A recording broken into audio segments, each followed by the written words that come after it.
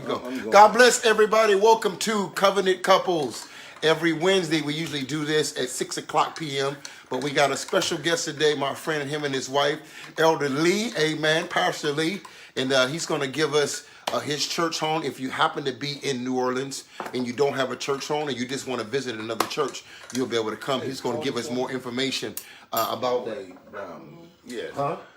I was just saying the address. Oh, okay. So we're going to give you the address. But God bless everybody. Good to see you, Janetta. Good to see everybody. Come on. First, we always like to ask you to do a couple of things. That's hit that share button, share this on your page. And also, if the Lord leads you to, go ahead and start a watch party. When you do a watch party, that allows more people that's connected to you to be connected to the ministry. So do that. Good to see you, Brother Barry. God bless you, man. It's been a while. God bless everybody. So go ahead, hit that share button, share this on your page. Do that watch party if the Lord leads you. And if you can, invite about 15 to 20 people.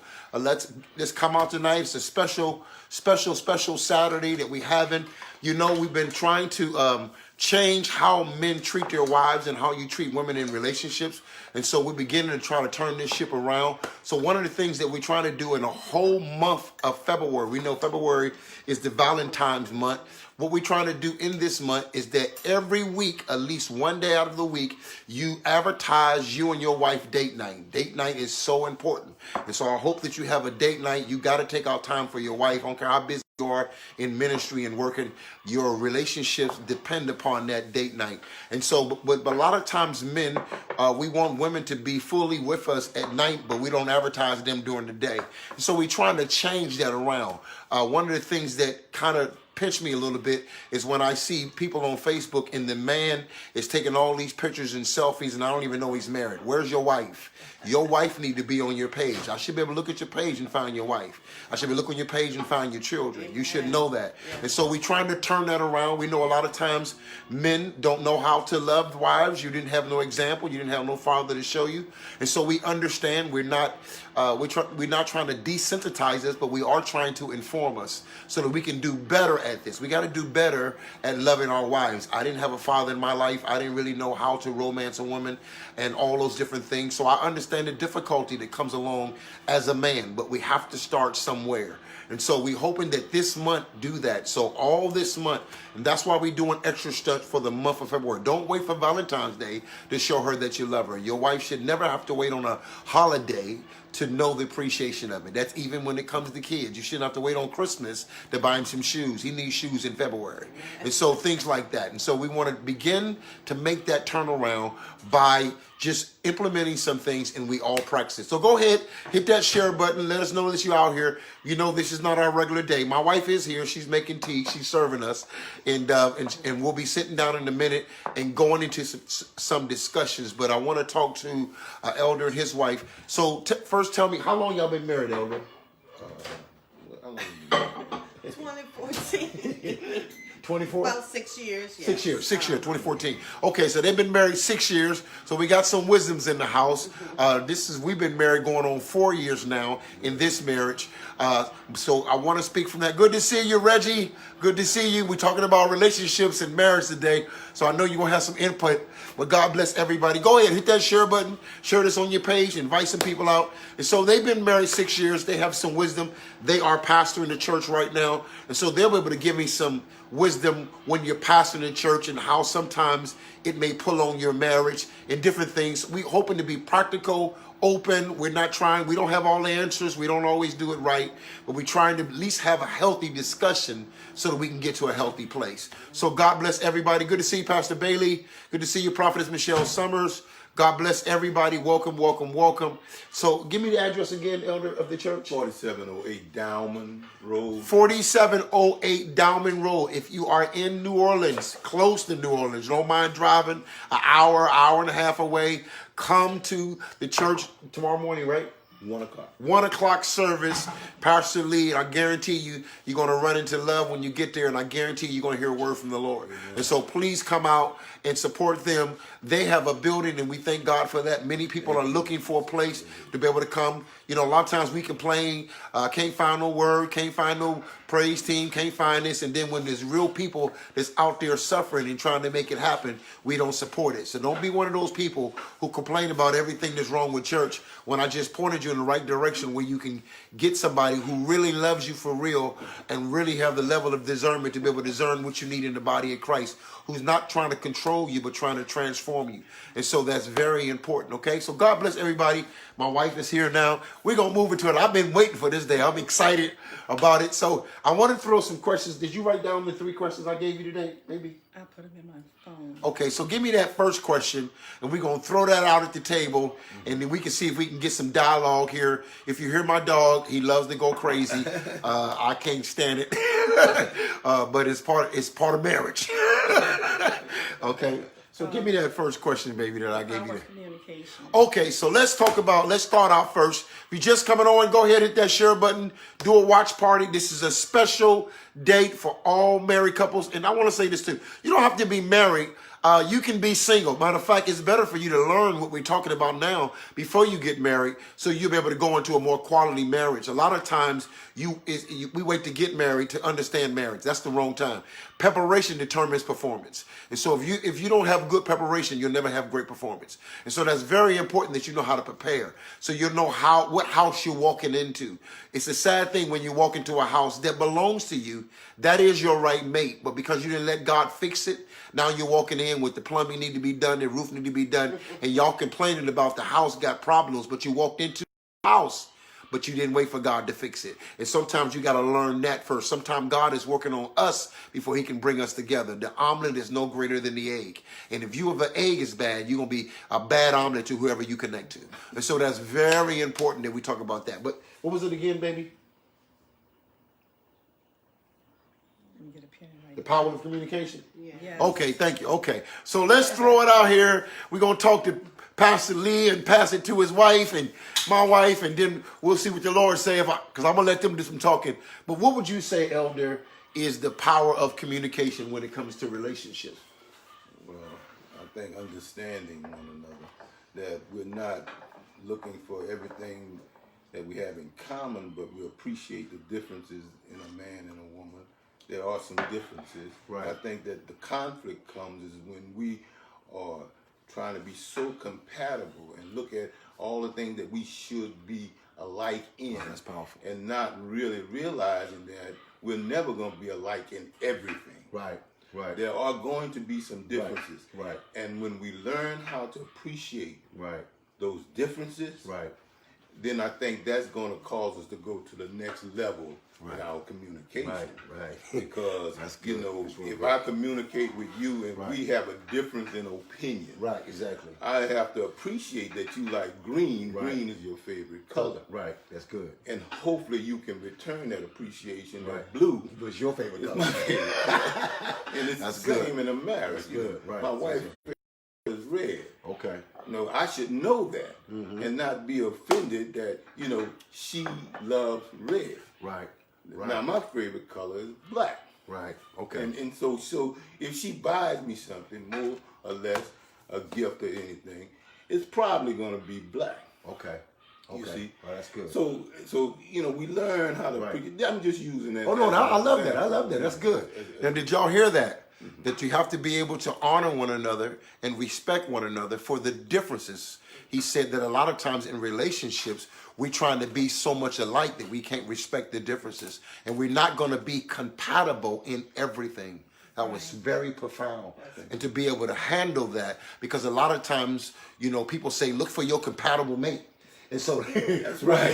so you look right, just like them. Right, exactly. And then a lot of times, exactly. And I tell you the danger in that, because we take the Bible and we mess people up with using scriptures out of context. Now, a scripture that will be used to support that, which is not healthy, will say she's supposed to be bone of your bone and flesh of your flesh. That's right. And she is supposed to be bone of your bone and flesh of your flesh. But that don't mean everything about that bone is the same. That's right. See what I'm saying? Yeah. And so we can misscrew that scripture by saying, I'm looking for somebody to be compatible with me in everything. And she's not. Right. She's not. And so the case to be, if you study that Hebrew word, it's the word suitable, not always compatible. Suitable. See, suitable suitable means that there's a connection. See, if you look at a microphone, the microphone itself is the male. So it has 3 prongs in it. But the cord is a female. It has 3 holes in it. So they're suitable because when you put them together, they connect. Now, if both was male and male, there could be no connection. See? And so a lot of times we're not able to distinguish the difference between being suitable for me and being compatible with me. We think anything that's not compatible is not suitable. And that's not the case. And so we'll get rid of somebody because we'll say we're not compatible in that area. You see what I'm saying? And really, we lack honor to know where they're suitable in the place they're not, because they bring balance. Because that's where the balance comes in. Exactly. Yeah. That was good, Elder. That was great. Thank you. Yeah, that was powerful. So I hope you heard that, because I want us to get there. Because one of the things that I struggle with church is that I think we hear a lot of great messages, but we don't apply them. See, so I want y'all to get what he said, because somebody may be arguing right now. Y'all better argue right before we got on. That you know what? I need somebody to be compatible with me. If I like red, why can't you like red? You're supposed to love me for me. If you love me, you love what I love. Everything I love. Right. And so we may not have that. And so that becomes a conflict. So let's go deeper on that, because I love that. What happens if I think when she don't love my color or embrace my color, that she's my enemy? Ooh, you hit it. And it becomes automatic. As other things evolve in the relationship, you know. It's so dangerous because, like you said, when she starts to hate, that's where that conflict in marriage, the arguments, the fussing, the fight, and then when you sit down after y'all separated, one went upstairs and one went downstairs. You know, even you trying to remember how this started. What are we fighting about? How did it start? And you know what it is? It's the separation. Get away from each other. But now we just table it. If we can't agree on it, it's not really that important. You understand? It's really 9 times out of 10, it ain't that big. It's not really that big. You know what I'm saying? Where we are going to eat unhappy, we're going to sleep unhappy. Come on. We're going to wake up unhappy. We don't put a lot of emphasis on this one situation. And I don't think it's not really. It's getting too much ground. We're giving too much ground. You know, and just as you said, somebody right now is in this situation. Very much so. Because I'm a man of God, and I have to go and preach and teach the folks. You see, and until I get the victory. Come on, man. Over this. Come on, man. You know, that's an area I'm going to try to avoid. Come on. You see? But now I don't have to avoid that because I have the victory over it. You see? I have the victory over argument. Victory over separation in my own house. Victory over looking at her with some disdain in my eyes, making her feel small. Because, you know, we can win the argument and still be wrong. Because of our strength as a man. Or as a woman, you got some strong women too now. Well, she's strong, but what I'm saying is we're dominant in our strength. And so in dominating the whole, well, I can't win the argument by talking. I'm going to show you. I ain't going to say nothing. I'm going to walk around. I'm going to go outside. I'm going to go work on my car. I'm going to go build something. You know what I'm saying? And so you don't understand that. That's a crush. I think it's a crushing blow. That's real talk. You know, I think it's like hitting her with a Mike Tyson left hook. You know, silence. And I'm still learning, man. That you know, it might take me a little while to get that. I don't want that worldly romance. I want the godly romance. Yeah, me too. Where I can go and minister to her. Now, you know, the flowers are all right. Don't give me all I got you. But it's nothing like being able to minister. Oh yeah, that's the key. To your wife. And she ministered to me. Very much so. Yeah, because she realized now that we are a godly couple. Right. You see. And she come and tell me about her day. She read this and she sought the Lord about this. She prayed about this. She went to Bible study about this. You know, I see now that she's drawn now to get her answers from God. No longer from Oprah and Dr. Phil. Right. Come on. But she gets her answers now from God. And so that you know, that breaks any man down. Right. That's good stuff. You know. That's good stuff. That's good stuff. Did y'all hear that? Okay. And that was some wisdom of how to handle, put the fire out. As you grow, you start to find out what's important. Yes. Yeah, what's important to discuss, and not only what's important to discuss, but the timing of when to discuss it. Right. To discern timing is essential to knowing how to put out the fire. Absolutely. You know, and so that's wisdom. Now, see, I'm the opposite. I don't get quiet to have control. I get quiet to not let the fire get high. The Bible says a soft answer turns away wrath. And so I've learned to be quiet and to let God show it, because I can't make you see what I want you to see. And so it's easier for God to tell you. That way I know you got it. If you got it because I showed it to you, when you're mad at me, you're going to act like you don't have it. Or it's going to soon disappear. Exactly. So if you're just coming on, please listen. We got Elder Lee and his wife here. We're talking about relationships. If you came on late, we're talking about the power of communication. And he brought up a lot of powerful things. If you came on late, go back and watch the replay and listen to that. I don't want to waste a lot of time on what he said, but he said a lot of powerful things. We were trying to make it practical because of who's listening and where you may be at that time. So we want to cover as many areas as possible. I want to go back to that color thing, and then I'm going to let your wife speak. My wife doesn't like balloons. All right, she don't like balloons. And so now I'm a person that didn't really know how to romance a person, so I wanted to give her some balloons one time for a birthday or whatever the case may be. Knowing she don't like them, I didn't get them. But the struggle is, for me and for a lot of people, I want to cover as many areas as I can, is that when I'm limited on what I know how to do and what I know how to do don't agree with you, how do I feel good about what I'm doing? See, I may not feel, because I would feel good if I only know how to give you balloons. I want, a lot of times, and I heard Jada Smith and Will Smith talk about that Will Smith wanted to do something for Jada, but really he was doing it for him. But he thought he was doing it for her. He wanted to make her happy. Right. But the thing he chose to make her happy with is what she didn't want. Right, it made him happy. Exactly. So it made him happy. And so sometimes it's easy to know that don't make her happy. But can you be happy with what don't make her happy?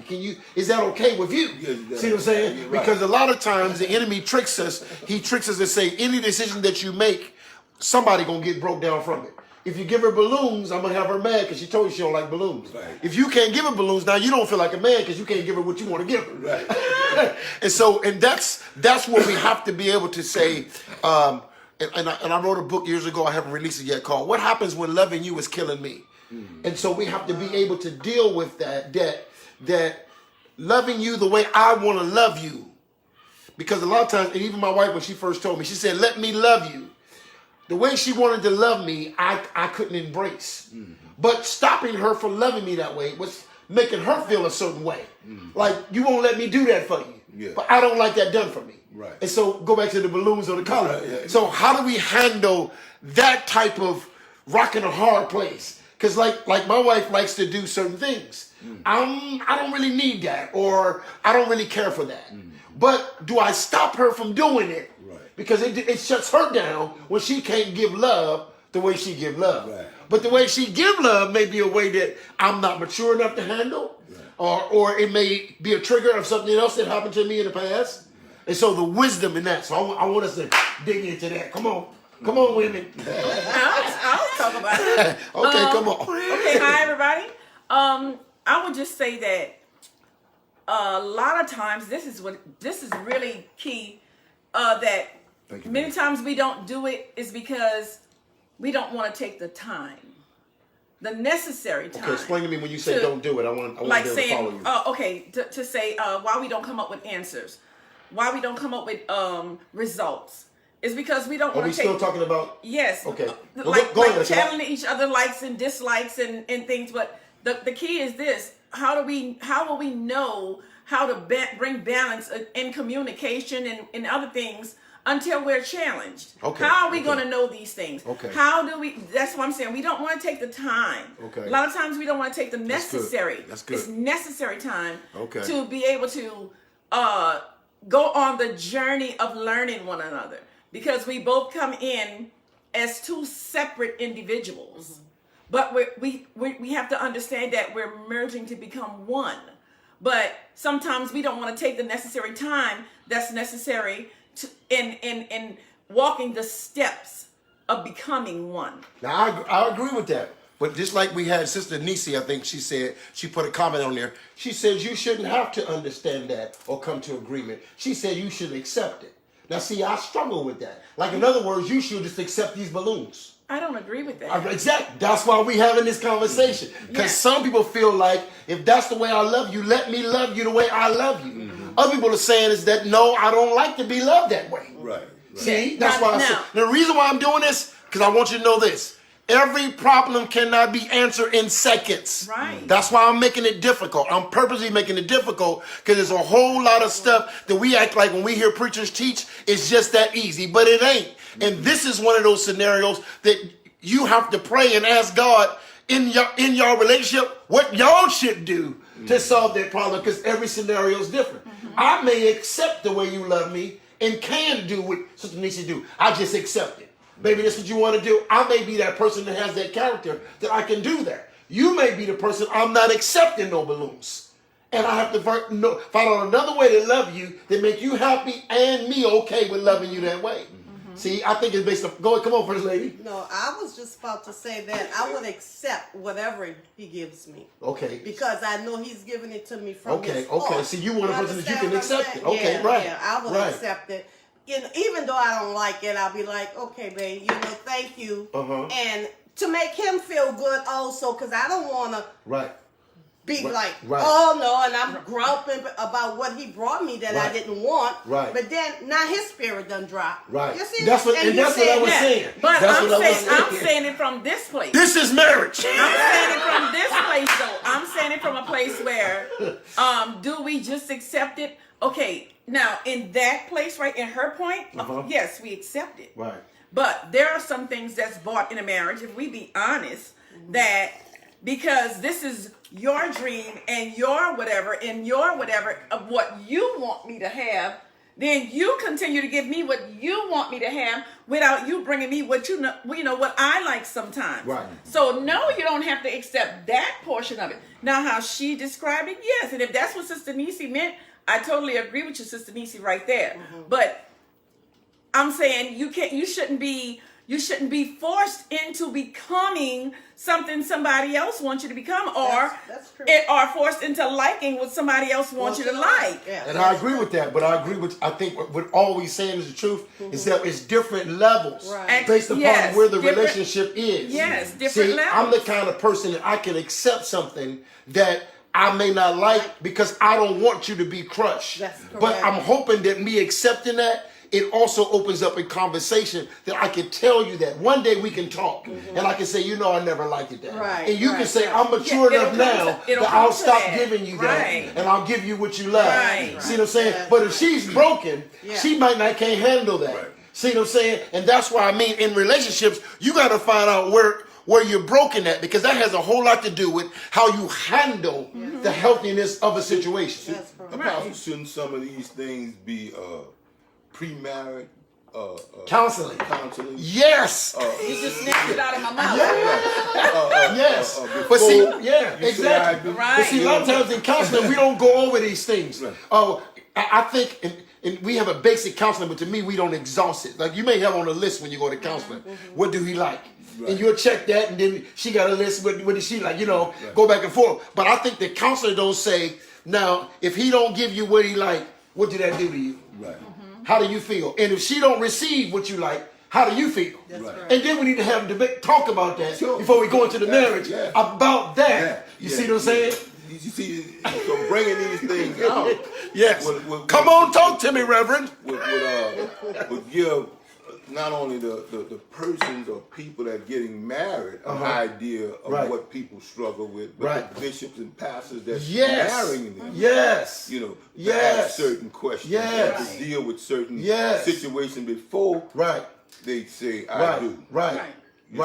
And this is where we miss it, because sometimes we want to be so in a hurry to get married that we haven't become friends. That's right. See, you have to become friends. Once you become friends, that part has to be, is very important, that you have to be friends before you marry. Because friends is the coming to know portion. That's right. So when I come to know you before I marry you, I don't want to just jump in and marry you and then, oh, boom, I got to deal with all your surprises and all your disgruntles and those things. And those things are and those things do happen. You know, they do happen that sometimes we can be good friends before we get married. But then, you know what? This is when it really does come out, is once you start living together. You know, you can present yourself and you can be just as genuine and as long as we're dating and we're not living together and what have you.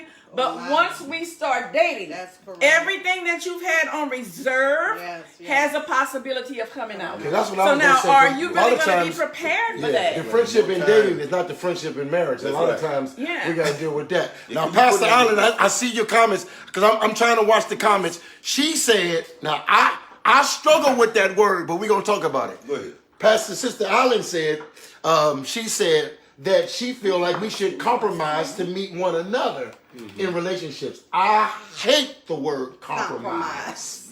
Now that's me, because to me compromise means to lie or to adjust. And so most time compromise has a time clock on it. And then after a while, when I'm tired of compromising, and so, but I understand what she's saying. My love for you should meet you at a place. Okay? That's right. Okay? And so, but the reason why I struggle with compromise is because of the level of where I was asked to compromise. Okay? At that level. There's some things that I never want to compromise on. Okay? Like for instance, let me say, being late. That's very important for me to be on time.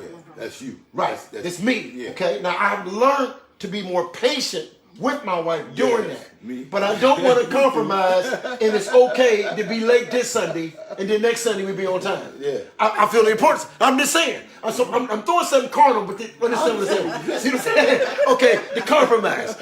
But she ain't saying compromise as in lie. I think she's saying that my love should be willing to take the second seat. That if this make you happy, baby, it don't have to make me happy. It makes you happy. And I think that's what First Lady was saying. And so, but again, I think anytime we have a discussion, we have to define our terms, because how you see compromise and how I see compromise are two things. Now, I'll give you an example, then I'm gonna let them talk.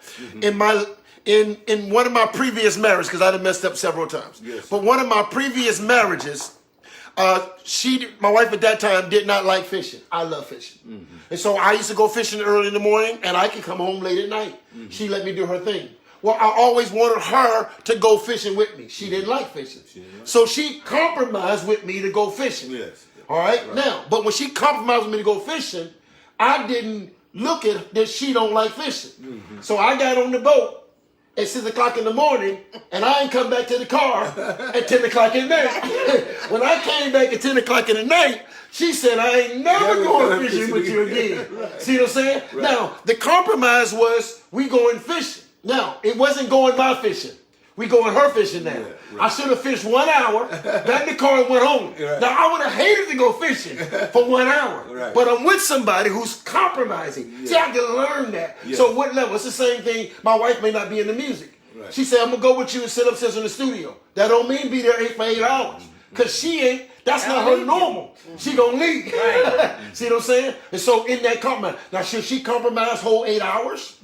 Should she compromise? Should there be a time where we grow from compromising to trusting each other that I think so. That you know I'm going to do what's best for you? I think we should. I think we should when we grow. But if I'm immature, I'm 17 or 21, all depends on where I'm at mentally, where I'm at spiritually, feel how long I catch on to that. Like, for instance, I don't like going to the thrift store. My wife loves the thrift store. Yes. Love it. We go 3 times a week. Okay. I love her so much that I want her to be happy that I take her. I go. Now I sit in the car. Yeah. Now I'm compromising and I'm not getting anything from it because I probably, if something happened and she died today, I probably would never go to a thrift store in my life. Okay. Because that's not something I never. Now, but that compliment. Now, the thing is, I tell her, understand I'm compromising. Don't be in there all day. Right. I'm telling her the same thing I should have been told about fishing. Yeah. See what I'm saying? Right. Now, I think a lot of times we abuse compromise. We think, well, he cool with it. He good. He in the car. They be in there all day.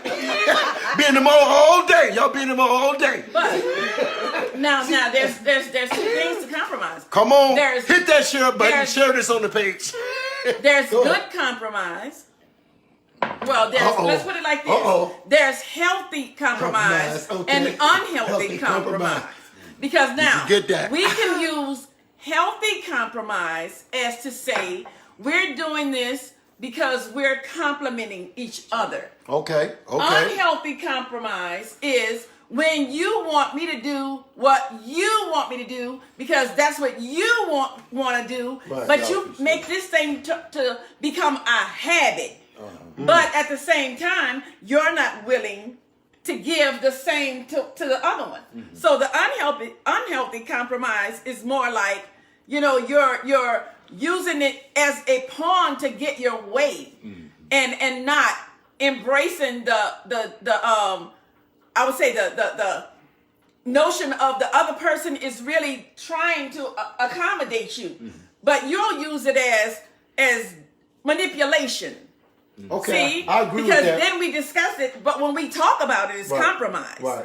But your motive Right. is manipulation. Okay, I got you. See? And how do we? Because that's very good. Now, how do we not make really control a contract? I'll give you for instance, I'll give you us. Okay, I compromise with you on the thrift store, but I never look for you to give me that same level of compromise. You don't have to meet me at that same level. I'll never expect for you to take me to the music store 4 days out of the week, but I'll always take you to the thrift store.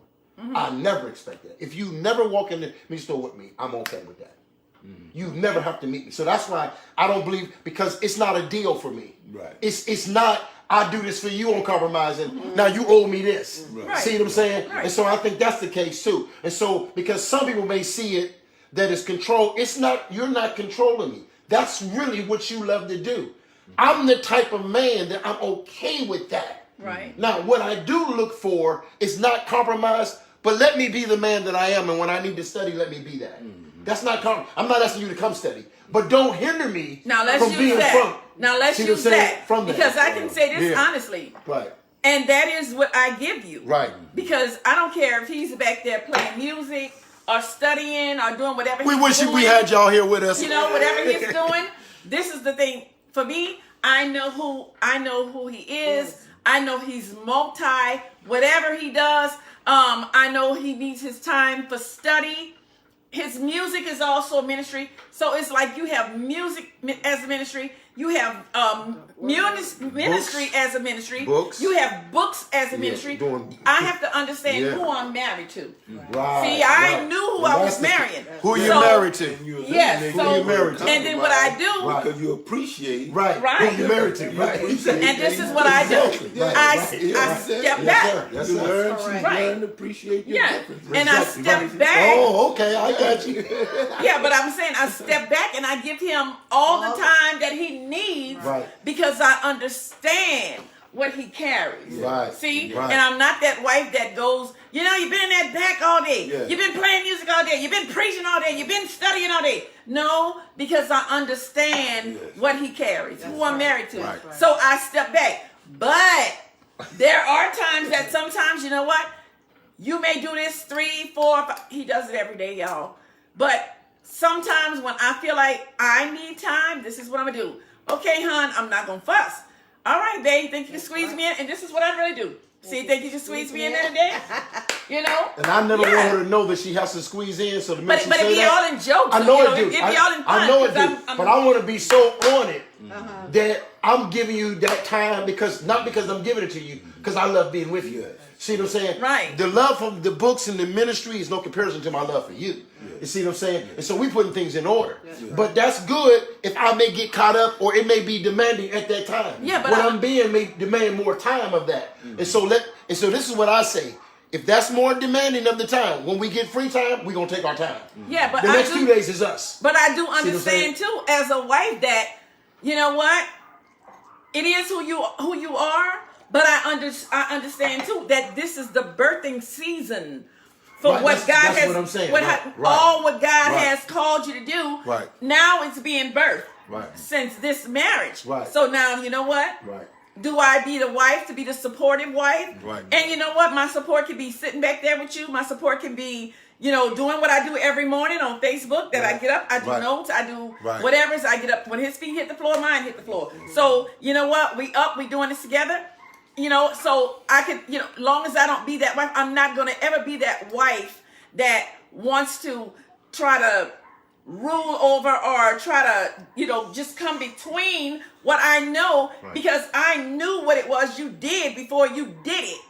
Right. So you know what? God is going to show it to me, but God is going to grace me to be what I need to be for the time what God needs for you. Right. God graced me. He gives me the grace to understand it. He gives me the grace to do everything that's required of me without coming against what you need to do for him. Right. Because what you do for him is basically for me too. Right. So, because of the oneness of who we are. So I know how to really get it when I need to get it. Right. But other than that, I know how to step back. I'm still being the wife. Right. And the majority of the time when he's doing what he do, you know what? I'm doing whatever it is that I do. Sometimes I stick my head in the door, and I say, honey, you want to eat? And that's the way it have to be because I understand, so I don't try to tamper with that. Yeah. And I love her for that. And all husbands, if you have that kind of wife, or God has matured your marriage to be there, thank God for that, because that's a matured place to be able to get. Everybody's not there, but we're showing you where you can go if you submit to God, and that's the key. If you're just coming on, please hit that share button, share this on your page, invite some people out. And I thank God for my wife because she allows me to be who I need to be. But I'm sensitive because I lost so much in my life due to church. My mother didn't even know how to do the healthy side of church or the healthy side of marriage. And so my sensitivity is to make sure that my ministry never breaks up my home. And so even though she's sensitive to make sure I become who I need to become, I'm sensitive that she gets what she needs. And I think that's the balance. You see what I'm saying? Because a lot of people, you have lost your wife to your ministry. And that's not supposed to be. Or a lot of times you don't know how to birth your husband into what he called to be, because you won't tap on the grace that you have to love your husband like my wife is loving me. You got to let your husband be who God called him to be. You're there to be a helpmate to help him get there. And so if both people have the right mentality, he knows that he loves his wife as Christ loved the church. She know her job is to help him. Right. And that's what I was going to say too, because like you said, balance. It has to be balanced. And I'm going to tell you this. Sometimes, he does sometimes have a tendency to be so consumed by what he's doing that I don't allow it to like take my voice in the marriage. I still say, okay, honey, you know what? We got to put some time in, because sometimes I have to be the one to bring the balance, to call the balance forward. Because if I don't, it's like you're going to be consumed. So I have to know how to bring the balance and saying, okay, honey, you have to take a break now, all right, let's get out the house. We got to do something, because you can't just allow yourself to be consumed either. That's part of it too. That's the balance. And you should be able to pull me into to bring wholeness to the marriage, and I should be able to pull you into bringing wholeness into the marriage. There was a question on the table. What do you do? And I don't know if this is a male or female situation, but we're going to talk about both. What if you have a female that's supporting her husband, does everything right, but he doesn't live up to the covenant of the marriage, or vice versa? And this is very common in marriages. You may have a woman who's really supportive of her husband, but her husband is not in line with God. And most of the time, it's that case because most of the time churches are built with women. We find very few men sold out for God. But let's say in the opposite, it's a man who supports his wife, but his wife is living outside of the covenant. And so one person asked the question, what do you do? And I know that's hard for a lot of women because, and we kind of hit that last week. We're going to get on that again while Elder's here. You may be going to church. You listening to Divine Insight Ministries. You come in, you're faithful to the Lord. But you, at the same time, you make sure dinner is cooked. At the same time, you make sure that the intimacy is taken care of in the bedroom. But your husband still doesn't want to line up with God. And I know there's a lot of women who are frustrated because really they're crying for, where's the priest of the home? Now, I'm going to be honest with you because I think we try to beat men up and we're not honest. So in that question, I'm going to go back to the beginning. I don't know all of your stories, so I can't give you an answer for everything because you're not in front of us for me to ask enough questions to you. But most of the time, this is what I say. Most women who have this problem, you married a man not in God and you still married him. And so what happens is a lot of times we complaining in the marriage when you went into the marriage not right. And a lot of times we don't want to deal with how the foundation got started. So we have to ask the question, is this something that he changed? Was y'all ever friends? Was y'all ever prayer partners? Was y'all ever lining yourself up with God first? Because we have a tendency that you will have sex with him, you'll marry him, you do everything else, and now that you marry, all of a sudden now you want him to go to church, you want him to be in God, when this wasn't him in the first place. And you knew that going in the game, and now he looked like the criminal, like he's the bad guy to the pastor, because I can't get him to come to church, pastor, and he don't want to pray, pastor, and the pastor don't know. Well, he didn't marry you for that. See what I'm saying? So there's a whole lot of stuff that sometimes we got to be honest about, okay? And then we got to sit down and talk to the man and see where his relationship is with God. Right. You see what I'm saying? Because why is he comfortable going against the will of God but still wanting the support? So there's a whole lot of questions that has to be right. If not, we won't give the right medicine for the right problem. Listen. You know, would you say the same thing? Yes. I understand what she's saying. I stepped out on my wife. And, Okay. And you know, and for a while, and she had to be praying for me, and she kept everything intact. Wow. She kept the house. She Wow. kept everything. She didn't bother me. She didn't run me down. Wow. And Wow. and That's powerful. And some pull of God in her brought me back in, and I say, you know, a good wife is hard to find.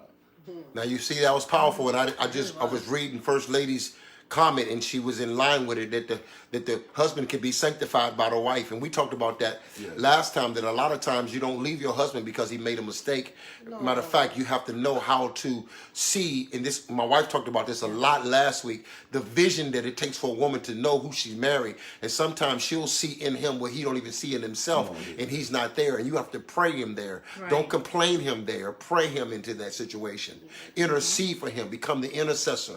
First, know how to pastor your own home. You see what I'm saying? And love your husband. A lot of times we love in God's wife more than we love our own wife and our own husband.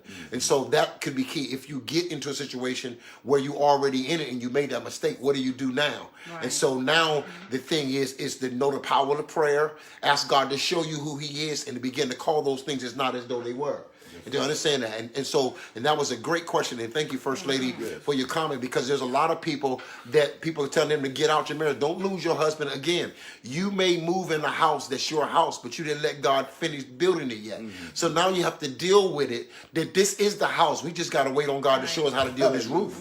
You know what I'm saying? We got to get this plumbing fixed. And so we got to go back to God and say, God, I know that we didn't start it right, but what's the power of recovery? What's the power of reconciliation? What's the power of that? Okay.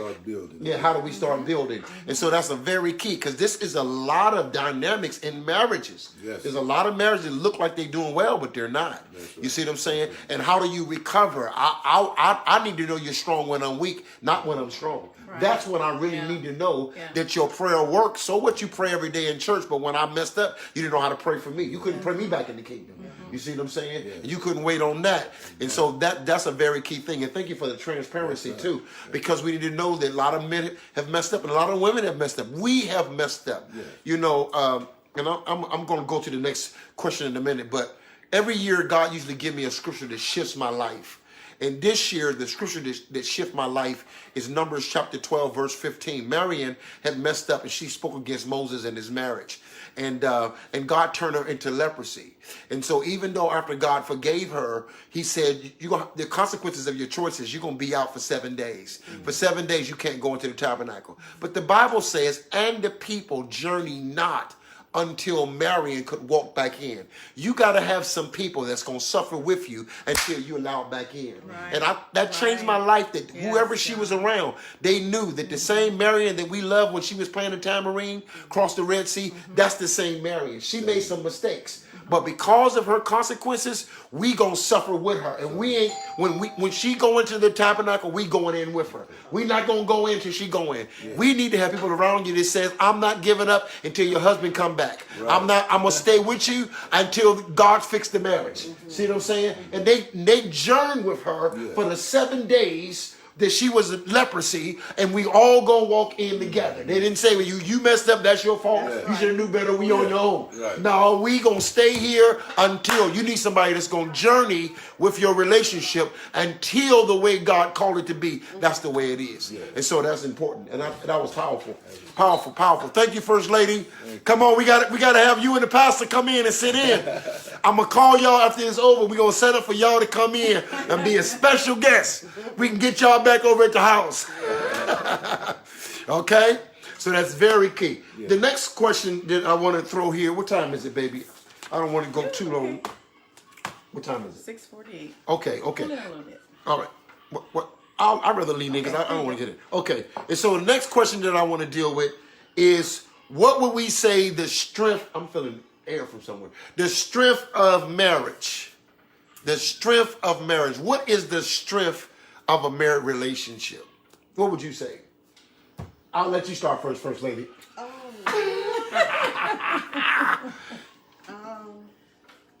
I don't know, but I would just say, I don't know. Okay, we'll come back to that. Yeah. What would you say, baby? I would say the strength of the marriage would be agreement. Okay, my wife said agreement. I'm going to say love. I would say... I'm going to say love. You said agreement. Go ahead. Yeah, go ahead. I'm going to say love. You said no, you said agreement. We going to explain why she said it. Yeah, because... Okay. I would say that agreement is love.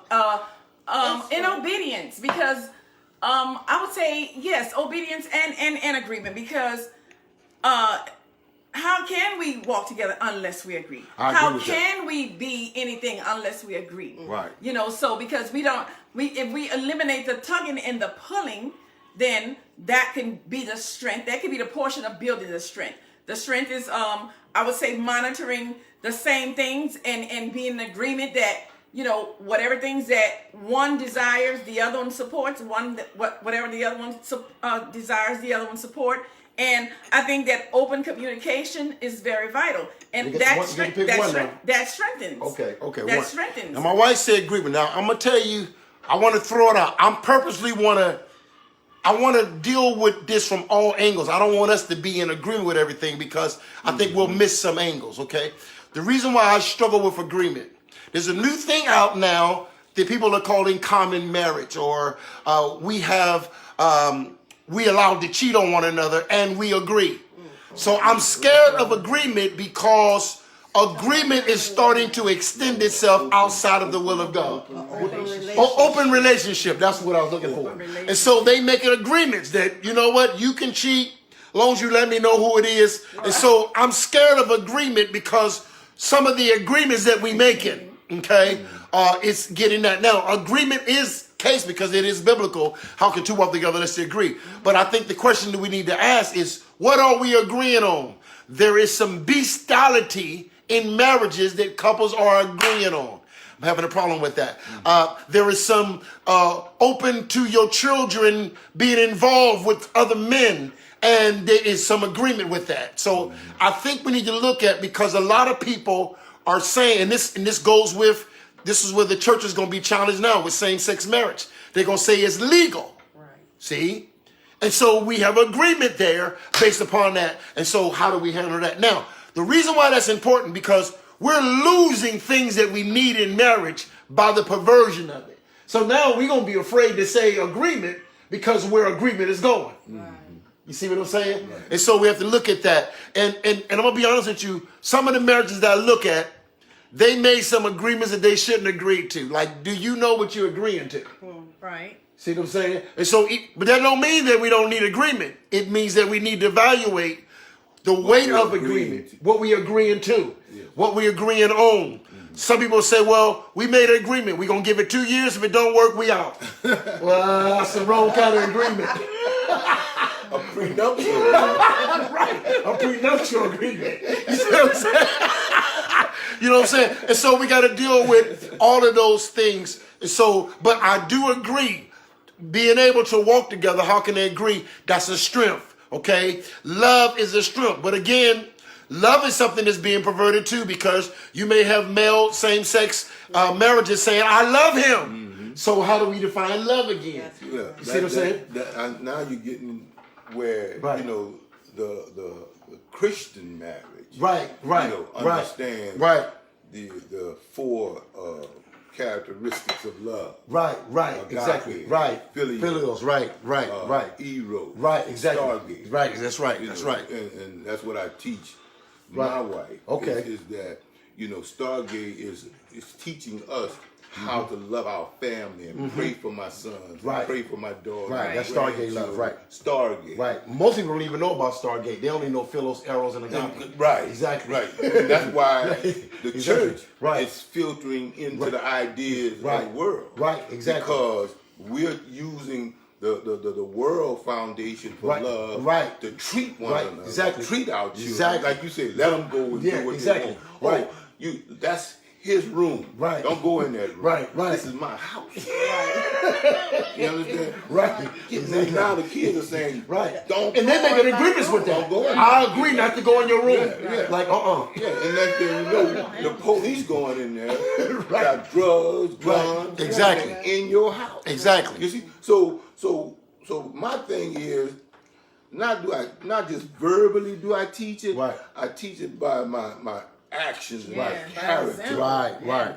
You know, my children know that they respect that I'm a man of God. Right. And they know certain, you know, the basic thing. Now, there's deeper things that they don't know, but basically they know they can't come by my house and do this and do that and do that. Right. So they pick their time to come over. Right. They don't just run in and out. Right. In and out. There you go. You understand? Man, my wife knows. I love that.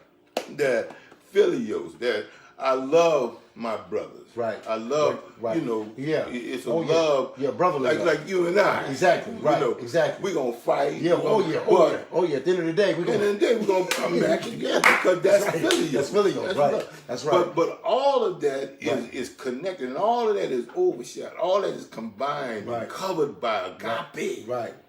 You know. Right, that's good. And so we're different than the world. We don't let them determine how we love. Right. How we understand one another. Right. You're not going to teach me how to treat my wife. You're Right. not going to teach me how to treat my children. Right. You're not teaching me how to treat my brother. That's right. That's right. And how to love. That's right. Make love. That's right. So I don't need you telling me how to make That's real love. talk. Yeah, I'm with You you on understand? that. Did y'all hear that? Need the pornographic stuff to help me love my wife. Yes. You see? So all of these things, Eros, Philio, it covers every area of love. Okay. And you said it. Yeah, right. You said love. That's right. But when you say it, Right. we as men of God, Right. there's a whole list of stuff that Exactly. start rolling. Exactly. Right. Because now we understand that it's just more than just bringing flowers. Right. Exactly. On this day that's coming balloons. up. Balloons. Necklaces. Or Jared. Or, red. Red. Black. Yeah. You know what I mean? We know. When they say it to us, it's like, wait a minute. How are y'all? I got a way. Exactly. Right, exactly. Yeah. I don't need your bright idea. Right. And that's what Brother Mark said too. Brother Mark, Thank you for coming on, man. Love you so much. He said he think that the individual strength is based upon the individual relationship. Yes. And so different relationships have different strengths. Yes. Very good point, Brother Mark. Yes. But Mark, he's been married, I think, almost 30 years now. And so we thank God for that. Yeah. More than 30 years, I think it's been that. And so, Brother Mark, he's a friend of ours from Charlotte, North Carolina. Yeah. And so thank you for that. And I think that's the key, too. See, I think another thing is that we don't respect different relationships. And so we give this blueprint for everybody's relationship, and it don't fit. It don't fit. It don't fit. And so that's a good point, because I can throw out a general question, what is the strength for marriages? But it all depends on what your marriage is, who you married to. And, you know, if you married to a person that's preaching all over the world, if you married to a T.D. Jakes, you're not going to have a 9-to-5 dad. You're not going to have that. You're not. You know what I'm saying? Right. And so people may say, well, you know, he don't spend time with his kids. Well, how he spend time is based upon differently than somebody who working 9 to 5. That's right. See what I'm saying? And we have messed up people's lives because we got everybody this cookie cut thing, and it don't work that way. That's very key. Very key. Okay, all right. This next one gonna be kind of heavy. Thank you for coming on. If you're just coming on, hit that share button. Thank God for you. We may can go into maybe another one after this. Huh? Yeah, we'll go to some more, but I want to come up one more. But thank you for coming. Hit that share button. Share this on your page. Please rewatch the replay. Remember, we're sowing where we're going. Thank you for that. The next question I want to deal with is making choices from a broken place. A lot of relationships are in trouble, having trouble, got a divorce because of trouble, because they never talked about that they got married from a broken place. I've been doing a whole teaching on healing, and we don't realize how many areas of our lives that we may not be healed in. And so broke people make broke decisions. And so a lot of times what you arguing about, you need healthy people to say, do you know when you made that decision you were broken? That's what a broken person, that's how a broken person think. And how do we fix that? But a lot of choices are made from broken places. So I'll give an example. You may be a young lady, grew up without a father, your mother did the best, you never knew much about it, so you made a decision to get married at 17 because of the broken home that you were raised from. You're trying to run away from all the things that come along with that raising in your childhood, and so you got married at a young age. You may have got pregnant at a young age because you was at a broken place. You needed love, you needed a father, and you didn't have that. And so you make decisions from a broken place. You get a lot of women getting married, you not looking for a husband, you're looking for your dad. And because of that brokenness of not having your father, you put that weight on that man to be your dad. And so I want to talk about that, all the dynamics of how do you handle choices that have been made from a broken place? How do you get healed before you walk into some choices so that you won't continue to be broken? And so that's a very, very sensitive area, because a lot of us has been there in various different rooms of our lives, okay? So I want to talk about that. Put that at the panel and see what the panel had to say. What y'all say about making decisions from a broken place? What would you say, Elder? A lot of times when people remarry, they don't give themselves enough time to heal.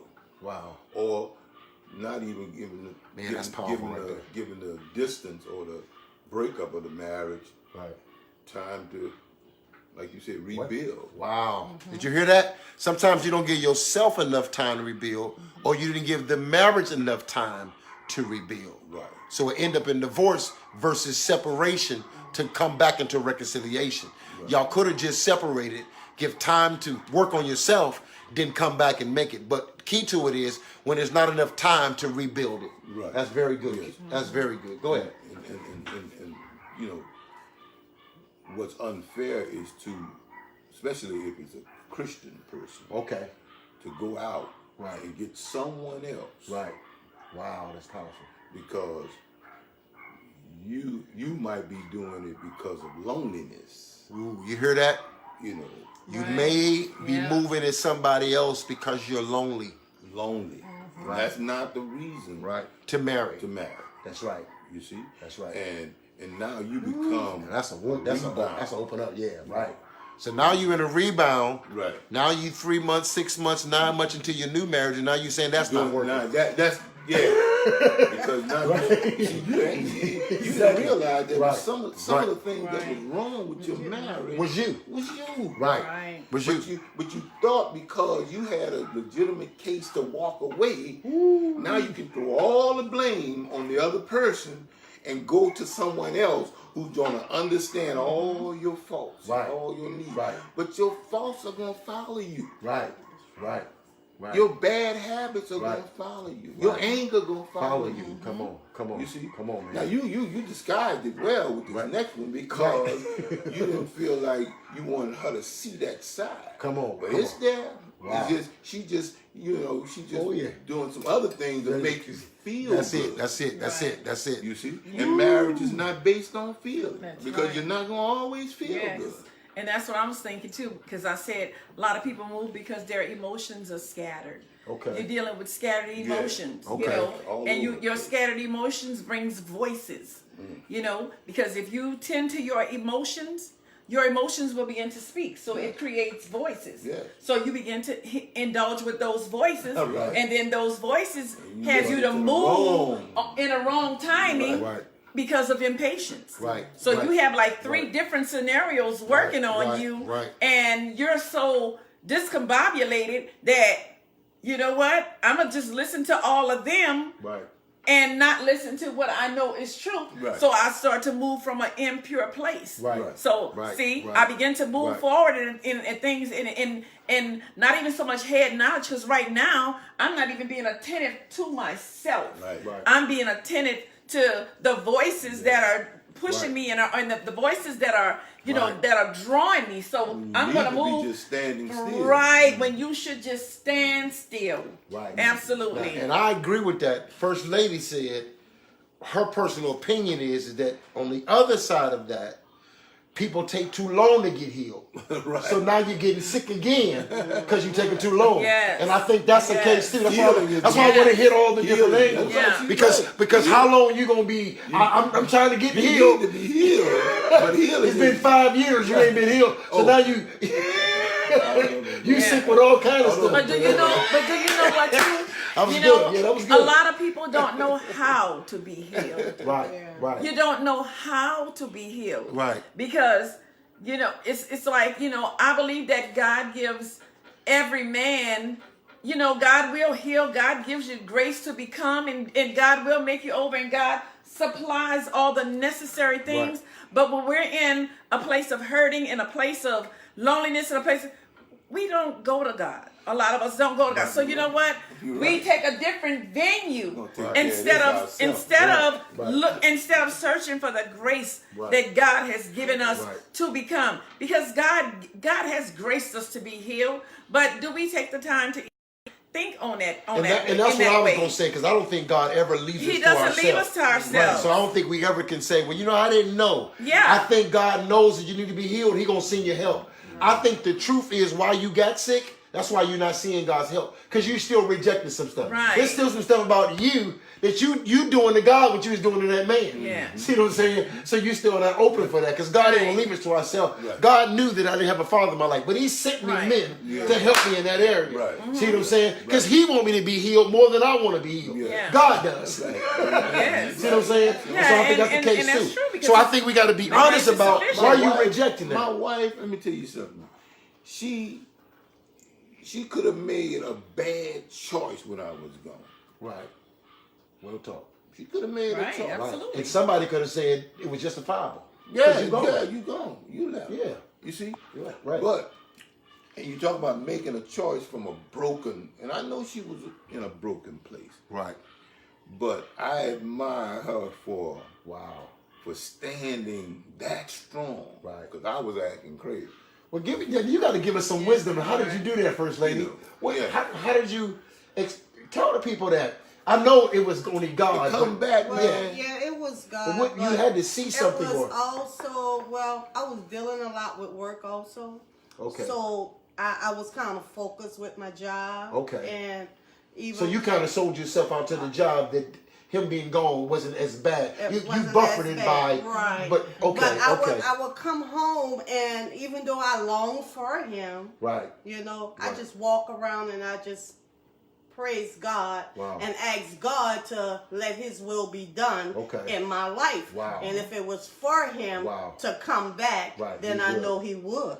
And one day God connected us. Right. And the day that he was connecting us back, I was kind of rejecting him. Wow. You know, and then before I can leave out of the store where we were coming back to connect, something said, go to that man.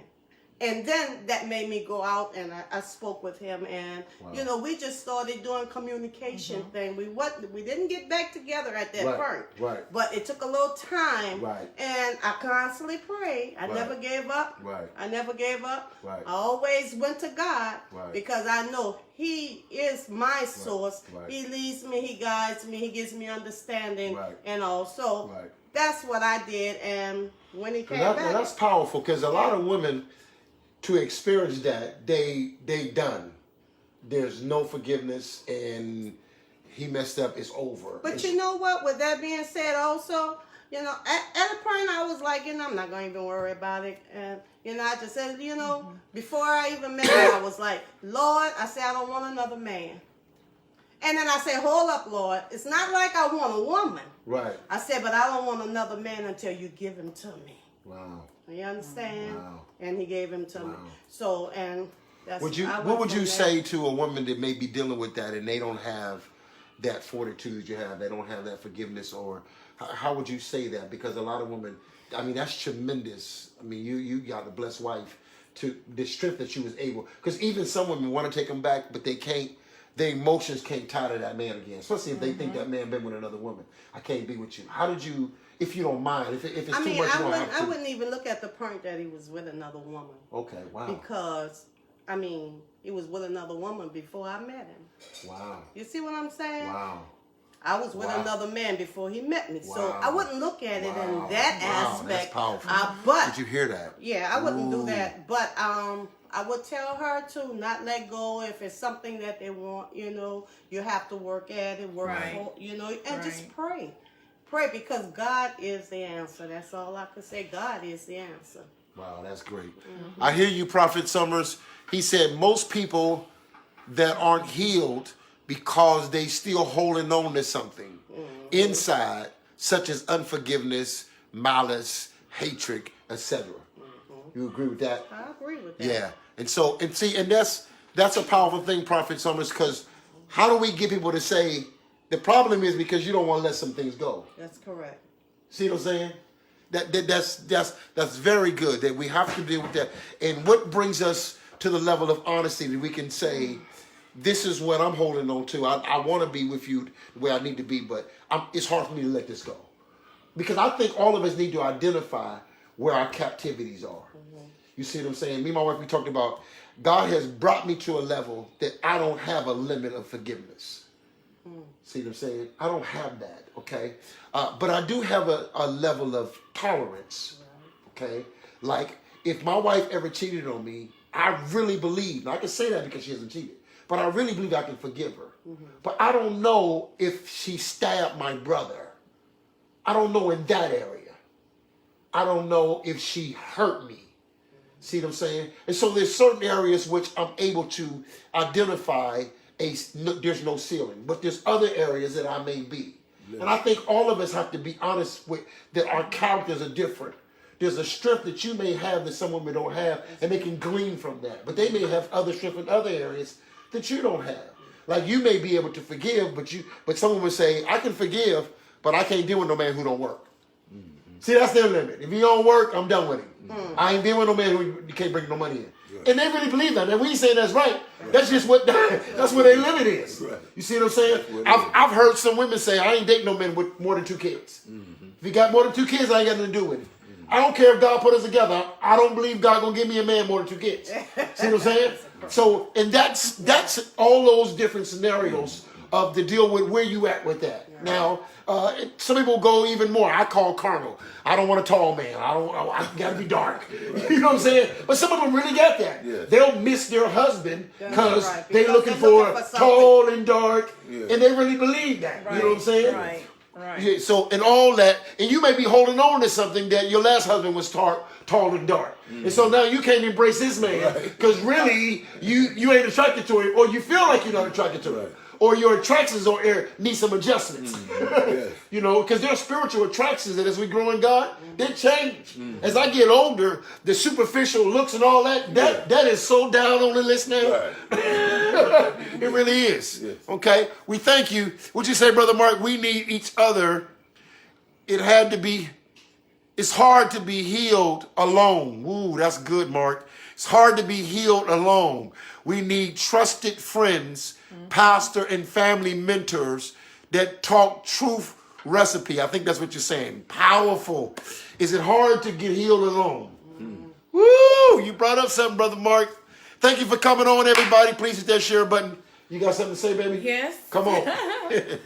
Brother Mark, that is so true because it is. I can say honestly, I've been in a relationship where I've been in the infidelity portion of a relationship. My husband, before me, my husband had an affair, and to me, I can honestly say I didn't have that same grace towards him that she had. Right. Mine was, I literally felt the ripping that took place between us. Wow, that's I felt the ripping. So for me, it was this. I tried to still be the wife that I needed to be, but there was something. I don't know if anybody else have ever experienced it, but there was something that I really felt that a ripping took place. I really felt that our covenant had been separated. There was such a strong ripping in that. So my thing was my level of forgiveness, and like Brother Mark said, trying to heal by yourself. It's like I had nobody. And I was in ministry and I was doing all the right stuff with, going to ministry and doing this, but I didn't get ministry support the way I felt I should have gotten it. I didn't have a leaning post per se that I could go to and talk to, because this was why. By the same token, I'm covering. I didn't want to expose, so I covered. Wow. And in my covering him, it allowed me to become like I was just like in the shadows. When I did go to talk to my pastor, then it was like nothing that I could have ever imagined, because I didn't feel that I was understood. So it was just like, in some things, and I can say this honestly, don't give me Bible every time. I need to be natural. I don't need to be spiritual right now. I need to be heard. I need to be embraced. I need you to listen and understand what I'm saying. Don't tell me that it's just this, it's just going to be God. No, meet me where I am right now. Then help me to work my way back up to that place to where I need to be. Right now, I'm broken. I'm looking for answers. I'm looking to be healed. I'm looking to move forward. Not even move forward. No. It wasn't move forward. I'm looking for something to just quiet me down inside, because I was just so broken, and I was just like, you literally become this mess. And then here you go. You have these questions for God. God, why am I suffering this when I had nothing to do with anything? I had nothing to do with this, God. Why am I feeling the emotions of it? Why am I going through the process of this when I had nothing to do with this? So my thing was, right now, I need to be healed. But being by myself, I didn't talk to anybody. I didn't go other than to my pastor then, but I didn't go out or either just oust it out and do this or just try to hang his name on a highway, or I didn't do any of that. This is where God had me. And I'm knowing all along it's God because it wasn't me. Cover him. I'm like, how do I cover something that has broken me? How do you want me to cover, you know? And then let me tell you something. You can be spiritual as you want to be. But something like that, it takes you to a whole different level. You feel such a depreciated strength. Your strength becomes so weak during that process that, you know what? You have your days when you say, well, okay, God, I'm going to shake this thing. But before you know it, you can feel that life sucking up out of you again. So how do I would say, tell myself that I'm whole or I'm becoming or I'm strengthening when I don't feel any of it and I don't even know where to go to get it. I don't know how to obtain it because brokenness, it's like it just really, it weakens you so much until you don't have the answers. Well, let's talk about that because I feel you and I hear you. I just I struggle with this part, but I want you to know that I do feel you. When you're ripped, and anytime there's infidelity and there's a ripping, that's what breaks the covenant. You know, so we understand, and that emotion is real. But when you say don't be spiritual, to me, if we take spiritual out, then there's no way to heal you. To me, when you say be natural, if you saying natural is understand the ripping, right? Then But I understand that. But when you're in that place, right, your mind, I'm telling you, when you're in that place, you know what? You can have all that to give to a person that's going through that. But when it knocks on your door, let me tell you something. You are not as structured in your thinking when it comes to knock on your door as you are giving that out to somebody. Your thinking is impaired right now. Your emotions are impaired. Your heart is impaired. But this is why we got to go to. This is gonna be interesting now because we got to go to. Let's say in your situation, right? And we don't want to expose too much of it, but let's deal with it. In your situation, God told you. You knew what was gonna happen. God told you, and you warned them. So we have to be honest. The honesty is that your ripping took place because there's something you didn't do. Because God prepared you for that ripping, and you still in the. Listen to me. Okay, If God tells me, Elder Lee is gonna smack you, that there should be something that He's preparing me for. So when it happened, it won't have the same weight because I was warned by God, and God is gonna keep me in that. Yes. See, but this is the thing we have to realize. This is the hard part about it. I don't care. Infidelity is 100% wrong, but we have to be honest. There is some selfishness in us, and I'm not saying you, egotistical. There's something natural in expectation that when it comes upon us and God warned us, it has more weight. It's almost like, let's say He smacked me and God tell me. What I may say is that you don't smack me. See, here's me. Like, I'm too good to be smacked in a sense, or you don't do me like that. And so what hurt me, especially if I trust you, it really what I'm saying is that you violated something in me. I'm not really leaning it all on God right now. I'm taking some of that weight. That's why it's ripping. And so, and I feel you, because in marriages, we do that. Nobody deserves to be cheated on. Nobody deserves to be ripping. I'm not saying that, but I'm saying that in God, He gives us keeping power or lessens the weight of it when we experience it. Whether it's our mother abandoning us, but the thing, and I say this from my dad. I had so much hate for my dad, but it was all in my own selfishness. I never took out the time to see what he was suffering or any of that. Now, I'm not saying that's your case, but I'm just saying, now let's go even deeper. But when we say, I want you to be natural, it's almost like all we doing is leaving it for room to say, girl, he was terrible. He shouldn't have did that. See, no, because, that's not what I mean. Okay, so help me out. When I say mean, natural, I need you to. This is my natural. Okay. Meet me where I am right now. Okay, and where is that? Okay, I'm here. I'm okay. Like say, I'm going through something and I'm broken and I'm looking for answers, but you know, I don't.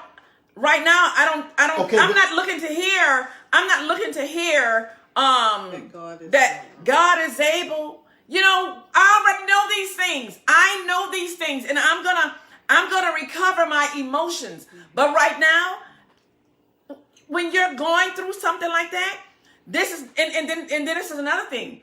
When we do go through things like that, and then we may go to our leaders and we may go to our church or whatever. This is what you do.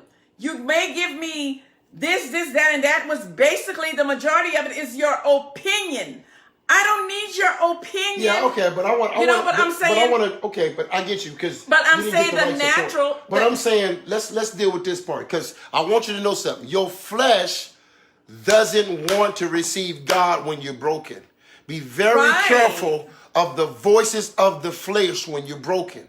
If somebody does you wrong, your flesh is going to look for justification. This is what it does. And I understand that at that time, you don't want to hear no Bible crusades. But we got to get to the Bible. We got to get to God because that's the only healing. That's what I'm saying. What would you say on that? I think she was saying that I hear in her voice disappointment. Right. Yes. In the church. Yeah, exactly. In the church. And that no one came to her rescue. Right. You know, and I agree with that. And I agree with that. Maybe, and you dealt with it eloquently about natural. Right. Maybe it wasn't. She was looking for them to come in the natural. Right. But she was just looking for them to come. Right. See what I'm saying? Whatever way they want. Right. Exactly. Right. But come see about it. Just come. Yeah, act like you know the pain I've been through. And have some sympathy for what I get rid of. I get you. This is what I'm saying. This is what I'm saying. Right. I don't need to hear. Just stay on your post. All right, just continue to do this. All right, sing. All right, just do this. No, that's not what I need. Right. That's not what I need right now. And you want me to. You know, go here, do this, and stay in this place. But I'm broken. You know what? And I really felt like this. And I sung on praise team. You know, and it's like this. I stayed and I endured. I did what I need to do. But you know what? I honestly feel? I felt like I was spewing on the people because the many a days I got up there and I sung and my spirit was just jacked up. I was terrible inside. I was bleeding. But this is what I got. Just go forth. You know, this is what I got. Go for it. Just go ahead and just do this. You know, just do this and just do this. That's all you get. It's just long as you don't stop doing this. Long as you don't stop doing that. And that's yes. And the problem with that is that it was the intent behind that. Okay, because I'm gonna tell you on the flip side, I'm gonna tell you, there was the intent. In other words, they was just saying they was ignoring your issue and saying be on post. Okay, so because they were saying ignoring your issue, be on post was wrong. But really be on post is right. Because to be honest with you, when I was going through, if I would not have did the spiritual things, I would have never got healed. It's because I praised him anyhow. It's because I blessed him anyhow. When I was at my worst, it was because of that I was able to get out of it. See what I'm saying? And so, but it wasn't being on post. It's why you telling me to be on post. You telling me to be on post because you don't want to deal with my issues. So get back in the place. But the same thing could have been, look, you got to get back to preaching, Jenkins. If you get back to preaching, your healing would come. If you get back to preaching, but see because you don't want to help me to deal with my issue. Right. See, but the truth of this, and the truth is that really you didn't have to. Because to be honest with you, you know how you dealt with it. You got back on your post. It was that really rescued you. It was just that while they were saying it, it's like who told you were naked? That's when you're not naked, but who told you? What was the intent? She was singing, right? And she wasn't getting healed. But the singing was for them. Right, exactly. That's the key. Right, that's it. So they want you to sing for them, not sing for your deliverance. Right. Oh, okay. There we go. This is what it was not. Because I want you to hear that. Now that's key. It was not. A lot of people there's a lot of people who's still on the sideline because they've been wounded and they never get back. And I'm telling you, your healing would come by getting back in the game. There's some things that will never be restored until you get back to purpose. But I can tell you how mine came. Come on. And this is how my healing began to come. No. Stop it. I didn't even know you. Hallelujah. God But sent me on the scene. I'll be honest with you. Let me tell you, my healing started. Come on, Reverend. It wasn't through. Stop it. Come on. Hit that share button. Come on. But mine was this. Mine was this. My healing mine's really started to come when I obeyed God. And this is what God told me. God told me to forgive. Right. Oh, God. But check this out. That's spiritual. Yes, that is. But that came from God. Let me tell you. That's what I'm saying. That wasn't natural. Because that's a spiritual thing. But let me tell you how. Because I got tired of wrestling with me. Me and we wrestled. I mean, we wrestled. We wrestled. Yes. Right. And because God began to tell me to begin to forgive. I'm saying, Lord, and I'll be honest. I said, no, God, I'm not forgiving that. You know, and it was like from him and her, because I knew her. And I'm like, I'm not forgiving that. Wow. You know?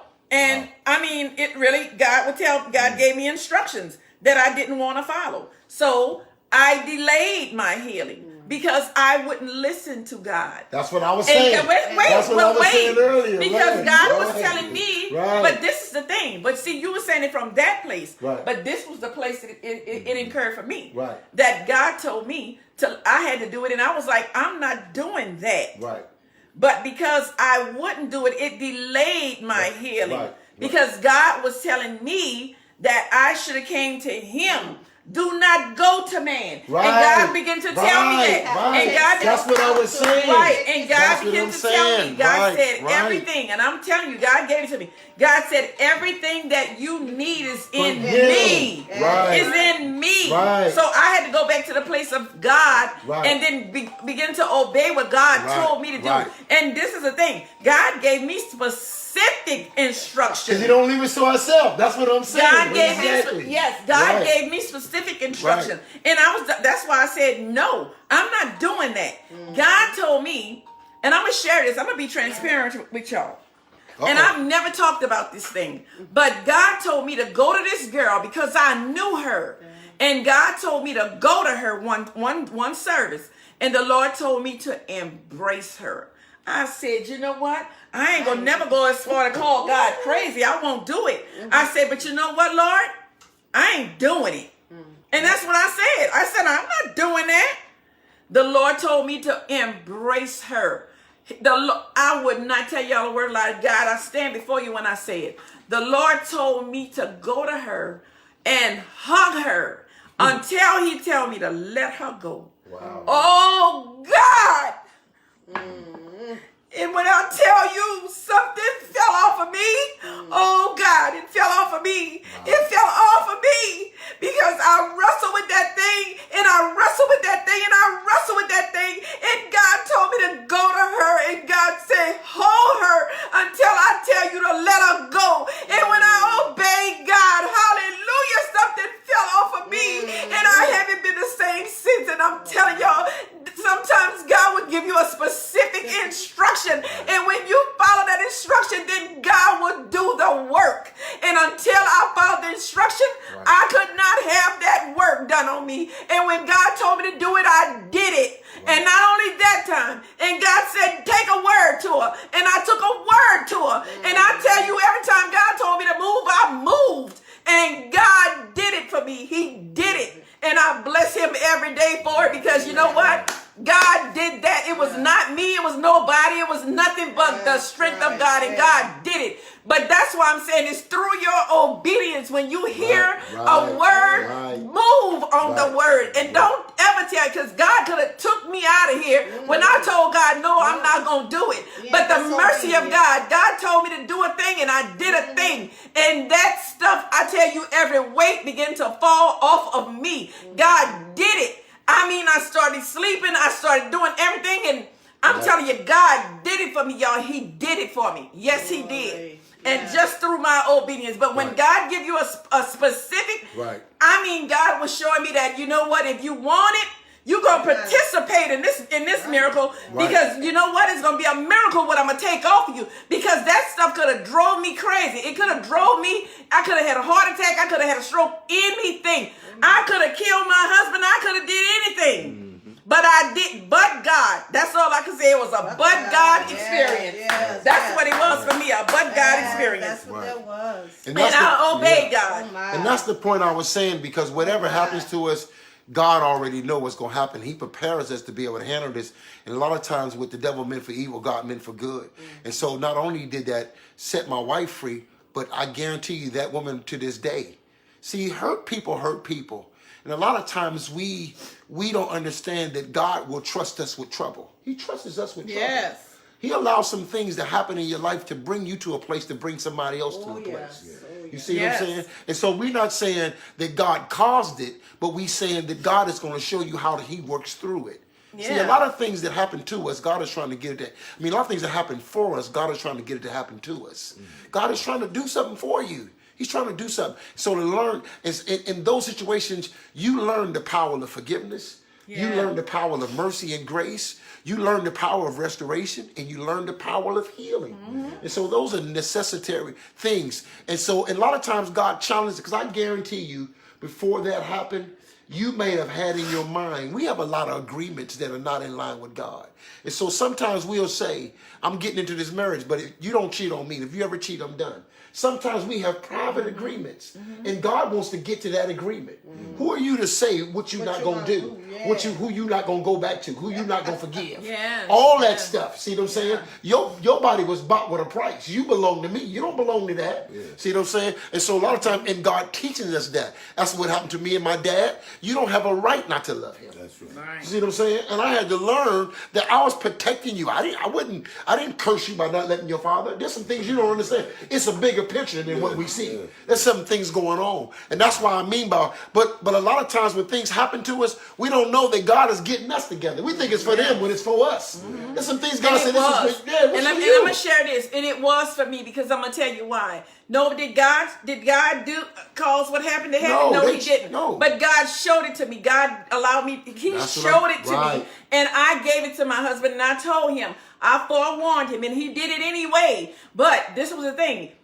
It had a portion there for me too, because God told me. This is what the Lord told me. Even after that, after my obedience, you know what God told me? The Lord told me, because you know what? You dealt with some of the same things that she dealt with. And God said, I use you. That's what God told me. Wow. The Lord said, you understand where she is. God said, this is a love call. And the Lord told me this. And I would not dare lie on God. God said, because you've been in some of the same places that she's been. And it's not with the married man portion, but I had children out of wedlock.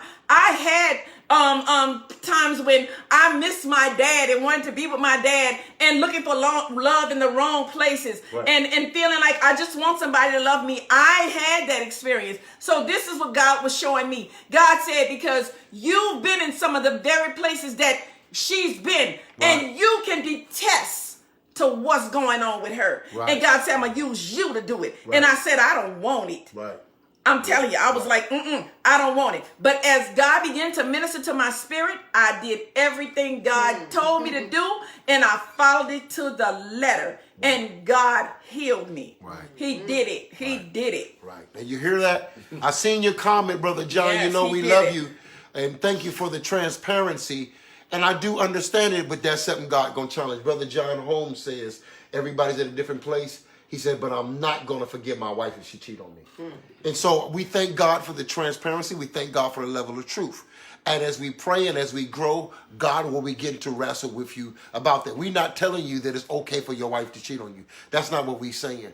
But we're saying that there's always restitution in the place where flesh gets weak, flesh makes some bad decisions. And I got to know who God put together. I can't let no man put us under, even myself.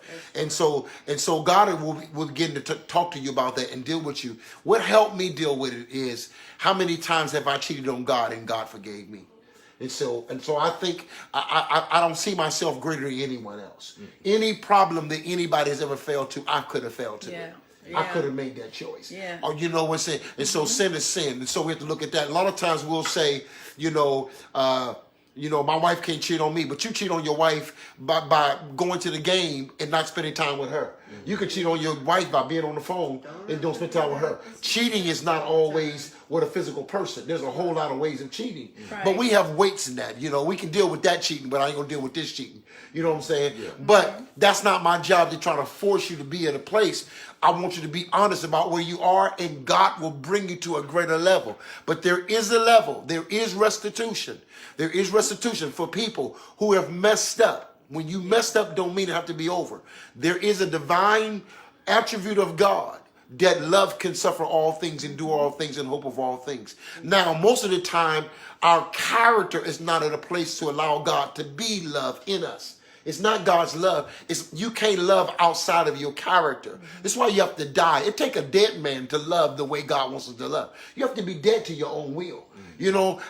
This is one of the reasons why the Muslim religion became very strong in the 60s, because they had a hard time loving the white man. When you look out in your backyard and your sons are being hung on the tree and being skinned by a white man, you associate that murder with that color. And so you can't, when the Bible says love your enemies and bless on his spiteful you struggle with that characterly, because this is saying who killed my son. And that's a challenge. And even when I first read the Bible, when it says love your enemy, I said, who wants to love somebody who's an enemy? Come in and rape my kids, I'm supposed to love him? I can't do it. And I'm trying to tell you, the love that God is asking, he's not asking for you to do it. He's asking for you to get out the way so he can do it. Right. You are the vessel, like this cup. Right. You are the vessel, but you got to die. It is a death, and anybody who tell you it's just easy to do or say, that's not the case. It takes dying. Christ had to die to himself in order to die himself. So this is a reality. It is real. And like I said earlier, I may have an extended amount of grace on forgiveness, but not extended amount of grace when it comes to money or people divorce their wives because I ain't gonna be with no woman who's lazy. Whatever the case may be, and God has to challenge you at that area. What would you say about that, Elder? You're right. I mean, even if they don't stay together, if they decide to separate or whatever, Right. you still have to forgive her. Right. You can't. I mean, if he's going with the intent of making heaven his home, Right. he can't go with Right. unforgiveness. Right. So Right. to make that statement is to do it out of some anger. Yeah. Sometimes it's pride, our ego. Saying our pride says you ain't gonna cheat on me. Ain't no way in the world you gonna cheat on me. See, that's what I mean by that. So that's what I was saying earlier about my wife. There's some natural things. So because most of our frustration comes from false expectations. Yes. So I have an expectation. Right. And That's one thing you ain't gonna a manly do. thing. Exactly. Especially a man. Yeah. Our ego. Yeah. You ain't gonna do that to me. No. See what I'm saying? And so we have to deal with that. Yeah. The ego is the greatest hindrance to following God. See what I'm saying? No, but I'm not saying that I don't understand. It's a reality. It's real. Yeah. But at the end of the day, now I would say this, and my battery's getting low, so we have to get off. I would say this, Brother John. Forgiveness is something God put a lot of emphasis on. Yes. I mean, he put emphasis on it that if you don't understand it, he said, if you can't forgive them, I won't forgive you. Right. Your prayers are hindered because you don't forgive. The whole disciple prayer, when he talks about forgiving, as I forgive my brother, trespass, forgive me those. And then he come right back and say, God to forgive your brother. Yes. After the whole prayer, he don't bring back nothing else but forgiveness. See what I'm saying? So that's a powerful thing. But humanity tells us when it's going to suffer. And so Christianity becomes a challenge to humanity. It becomes a challenge to love. People say, I ain't loving the white man, they're the devil. You see what I'm saying? All that craziness. I'm not loving that. I'm not loving Jeffrey Dahmer who eat people or Jim Jones who killed the people. See, we have all those things, all those agreements in our minds. And the more you walk with God, that light is going to shine on every agreement that's out of order. Every alignment is out of order. Now, it's all right to hate actions. Yeah, it is. But not people. Not people. Right. I hate the action that was done. And this is the truth. The more we get into God, we're going to know this. We don't fight against flesh and blood. So if my wife cheated on me, it's not my wife. It's something that she's wrestling with There's something she is in captivity to that's bringing her into that. Yes. See, now who am I fighting, her or the devil? I gotta make. The Bible says our weapons are not carnal, but mighty through God to the pulling down of strongholds, casting down every thought and imagination that exalts against knowledge of God. Yes. Who am I really dealing with? See, we don't want to deal with, and I say this, all enemies is nothing but a friend who's been wounded. That's all it is. It's a friend. That person wasn't born an enemy. Something shaped him. When David sinned with Bathsheba, he was wrong. But when he talked to God and got real, he said, God, if you really want to talk, I was born in sin, shaped in iniquity. We got to be honest with things that has shaped us, that makes us make these decisions. And when God come in with the word, two-edged sword, cutting between everything that has recloned you. That's not who you are. That's not who you're supposed to be. That's not how you're supposed to think. That's why you got to let this mind be in you that's also in Christ Jesus. Be not conformed to this world, be you transformed by the renewing of your mind so that you can prove what is good, what is acceptable, and the perfect will of the Father. Without transformation, you will never know what's good. You'll never know what's acceptable. See? And so, but that is challenging. And that's always been challenging for us as at those levels because of our expectation or our ego. And I say ego is E-G-O, edging God out. Okay? So if y'all got one more thing, it's getting late. I want us to eat. My wife cooked dinner. But we thank you for everybody that's coming. This is a special day. We got Elder. Matter of fact, we're going to let him and his wife close this out. And anything that they may want to say and close this out in prayer. But thank you for coming. If you came on late, go back, watch the replay. Share it on your page. We try to keep it real. We don't have all the answers. We may have a dynamic that you may not agree with, but let's begin to have healthy conversation. Let us reason together, because at the end of the day, people are having real issues, and we ain't got time to be arguing when people are dying over the very thing we talked about. Let's come to some conclusions so that people can walk away with a healthier insight of God and to be able to do it God's way. So I'm going to turn it over to Elder and his wife, and let them close it out in prayer or anything that they may want to say to you that God has given them. Thank you and God bless you. Amen. I thank God for this session, and it really helped me because I didn't think that I could talk about certain things because I'm very private. Oh, okay. Wow. My home and stuff like that.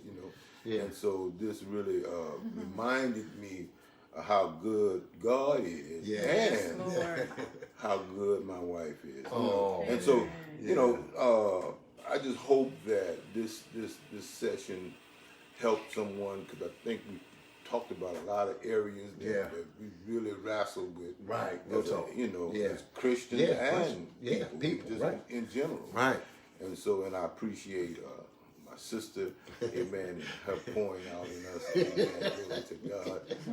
She a powerhouse, ain't she? I didn't, I didn't know all of that, but you know all that was in there, huh? Praise God, my wife, God gave me a better idea, better perspective on how she feels. Right. So, it was, these are the things that are needed. I've been praying for. Right. Real talk. We need to have a table like from here to from wall to wall with other folks around. That's right. Because these are the things that prevent a lot of these marriages going bad. Right, exactly. If we could just get together with, like the elder that called in, 40 years of marriage, 30 years of marriage, and these people, those comments are priceless. Yeah, real talk. Real talk. I could take those nuggets, man, and go and apply them to my life, and and I can get my 40 years. Right. Amen. Amen. We trying to get like you, Mike. Mark, trying to get them 40 years in. 40 years in, And this will help us. Right. Yes, This will help us. But somebody said, First Lady, they want to hear you talk more. They say, you ain't let the First Lady talk. Well, she not a talker. She get it done. Hey, she didn't talk. When she told us that she held on and she waited on God, she said a whole lot. You better hear how she walking. That's right. She talking how she walking. I believe this. She's free to say whatever she wants. Oh yeah. Praise God. Praise God. Okay. She just love who she is. I love it. Yeah, that's beautiful. And that's what you started out by saying. You got to be able to handle the differences. That's right. See what I'm saying? Amen. Yeah, we're not always compatible here. But we soon. I sit down sometimes at home. And he talks me to sleep. But I'm not a talker. You know, I do a lot of listening. You know, I do my inputs, but I really don't do a lot of talking. I start talking about the Bible, man. I said, man, you backslid on me. You over there just nodding out.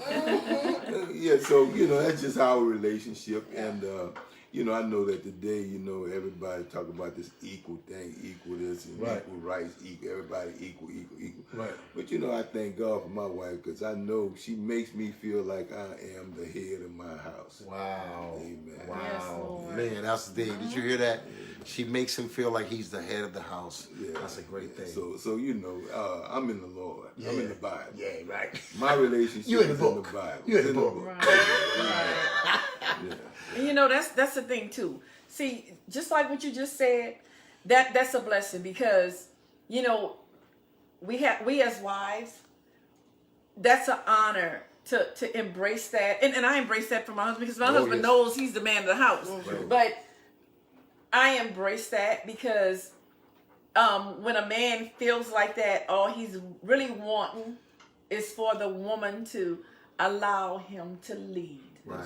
That is the beautiful thing. Just to allow him to lead. Right. That's a blessing. That's it, man. Now, she really makes important corrections. I mean, you know, people have to, she don't have to emphasize that, you know, wait a minute, come over here, we need to make this decision. Come over here. Right, right. She allowed me to lead, and when I get to a point where I might be short, or I'm coming up short, or I'm doing something wrong. Or, you know, my wife has freedom. She's like, look, babe, let's do it this way. Let's do it this way. Right. But she's not going to get she out. Don't take the wheel. No. Yeah, exactly. You know, right. Exactly. Even in that, I feel like she still let you allowed me. That's it. That's it. So she gonna give you her point, and still let you work it out. And that's good because you know it's good when your relationship moves forward without a steering wheel. Right. You know, it's like a relationship doesn't require a steering wheel. You know.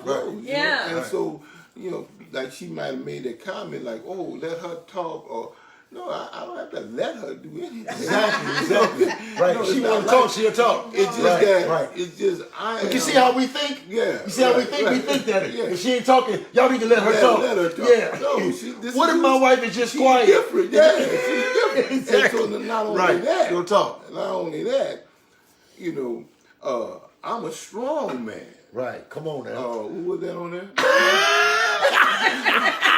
I'm a strong. Did you hear that, Brother John? He's a strong man. I'm a strong man in every area. You know, I work hard. Right. You know what I'm saying? Right. And I try my best to be an example for my son. Right. My community. Right. In every area of my life. Right. And so, you know, that relaxes her. And I'm gonna tell you something now. We can't talk about it today, but what he just said was so powerful, and I would love to pull on his wisdom. I didn't grow up with a father, and so I've always wanted to be that strong man, but never wanted to be controlling. No. And a lot of times we don't know how to distinguish the two, because a lot of men who say, I'm a strong man too, yeah, but you controlling your wife. Yeah. Right. See what I'm saying? He said she can speak. He was really saying, I don't control her. At the same time, it don't diminish me from being a strong man. I'm still a strong man, and she still can talk. But see, we need to talk about that because we don't really know. Because sometimes in your attempt of trying to get to a place, you get to the wrong place. I don't have to be less than who I am. Exactly. In order for her exactly. You don't have to make her inferior for you to be superior. No. Right, exactly. I don't have to do that. Exactly. Yeah, because, you know, when we understand that submission one to the other, submission is under, not over. You're going to lose some views if you say that word too many times. Right. Submission. No, but I'm saying, but submission is. You know y'all don't like. Come on. The position of submission. Don't cut us off. Don't cut us off. But I'm saying, really though, and that's true.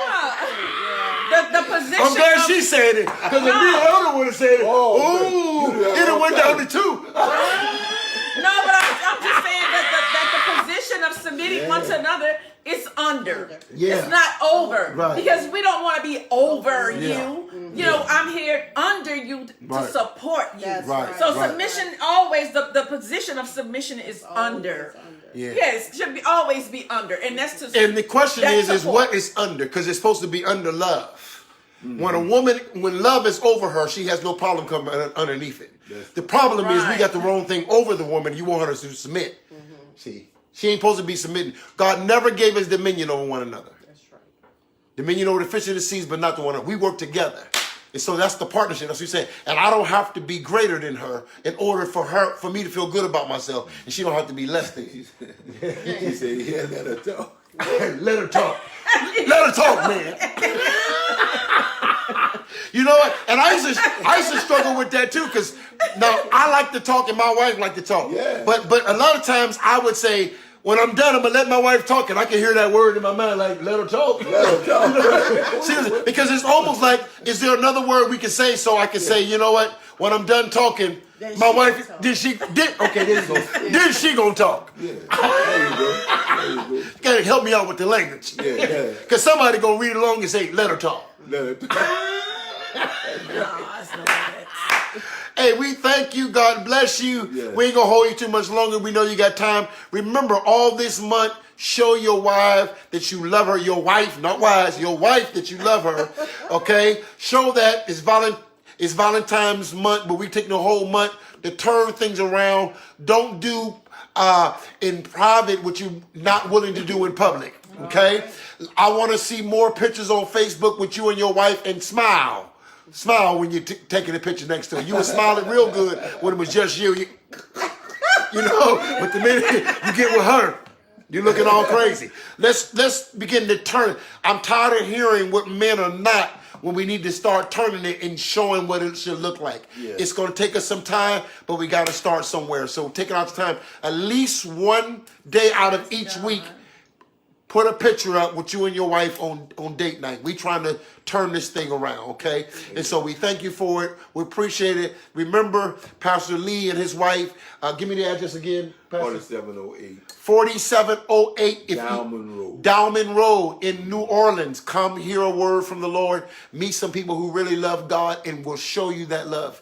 Okay, it is very key that you do that. Okay, so if you have a church home and you're visiting, come visit. If you don't have a church home and you're in that area, stop by. Okay, we thank God for them. We're going to see you next Wednesday again for our part 5 of Covenant Couples. We have another special guest. Don't miss him. We got another special guest coming this Wednesday that's going to be with us, okay? Yes. And then, so please do that. And then I'll see you Monday morning, 6 a.m. Central Standard Time. We still talking about the power of healing. And so meet me there. We love you. Thank you for all those who may have sold. Thank you. We're sowing where we're going. We appreciate that. Share this on your page in any way that God has led you to be a blessing to this ministry. We thank you. I'm going to have him or his wife dismiss us in prayer, and then we'll see you Monday morning. Amen. Go ahead, man. And sister, I'm sorry. Oh, go ahead. No, go ahead. Let him. No, I was just saying, it's Sister Stacy Thomas. No, wait, what was it? Stacy Moore. Okay, yes, and she's reminding everybody about date night. Mm-hmm. Date night. Yes. Make sure you have a date night once a week. Spend time, and I'm gonna tell you something. I've learned. Not only should you have date night, you need family night. Yes. You need a night where you spend time. Okay, your children, don't lose your children to church. Learn how to bring your children up in church. Learn to have that oneness, that family. God is about family. Okay, very key. So spend time with them. Don't feel like the only time we see mama is doing Tuesday and Friday night services. Okay, and so let's do better. Let's balance it out. Okay, and that don't mean you have to take away. That's learn how to incorporate all these things. You gotta learn how to juggle all these things. And you should be a part of a church that includes family. That way you don't have to worry about that because it's included. We need to be more community action as a church, more family driven as a church. Okay, very key. So go ahead, Elder. Dismiss us. Lord, we thank you, God, for Bless this you, thing. God. Thank you for your many blessings, God. Yes, we thank you, Lord God, for this program, oh God, to Yes, help God. those, oh God, that's battling in their marriages, oh Lord. Yes, Lord We Jesus. pray healing right now. Right now, in the name name of of Jesus. Jesus. Healing in hearts, healing in minds, Hallelujah. Lord. Bless you. attitudes and Yes, character. Lord. Lord. Yes. Healing, Yes, oh God. Yes. Healing in the Yes. children, oh God, Yes, who've been Lord. affected by fussing and fighting, oh Oh, God. my God. Confusion in the name of Jesus, oh God. Yes, Lord, we pray, God, for mother-in-laws and father-in-laws. Yes, oh God. yes, We pray, oh God, for sisters and brothers, oh God, Yes, Lord to Jesus. come together, Lord, one mind and one accord. We pray, oh God, above all things for this program, oh God, to prosper in the name of Jesus. Hallelujah. This is very much needed in our community, God. Yes, Lord. Lord God, if we can ever strengthen our marriages, oh God, Yes, Lord. we can be strong as a nation, Oh, strong as a my people, God. oh Hallelujah. bring Hallelujah. back the decency, oh God. Yes, bring Lord. back the commitment, Lord, the love, oh God, the concern, oh God. Yes, the Lord. values, oh Lord, in the name of Jesus. God. We thank you, Lord. Thank you, Lord. We thank you for this beautiful Thank night, you. oh God. This is a Hallelujah. new beginning Yes, in the Lord. name of Jesus. Jesus. Thank you for our apostle, oh God, and his Thank you, Lord. sensitivity and his beautiful wife, oh God, yes, in their Lord. ministry, God. We just ask you, Lord God, that you continue to anoint Yes, and Lord. lead and guide, oh God, strengthen in every area. In Yes, Jesus' God, in magnificent, Jesus' marvelous, Yes, Lord. wonderful, Jesus' excellent Yes, yes. name we Amen. God pray. bless you. Amen. Yes, yes. Amen. Amen. Hallelujah. God bless you. We love you. Walk in God's favor. Yes.